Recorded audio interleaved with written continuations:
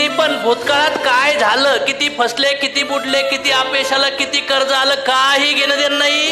आजपासून ठरवा, जे पण झालंय ऍक्सेप्ट, सगळ्यांना माफ करा, हलकं व्हा आणि फुल जोश जुनूनने कामाला लागा. जोश जुनूनने कामाला लागा.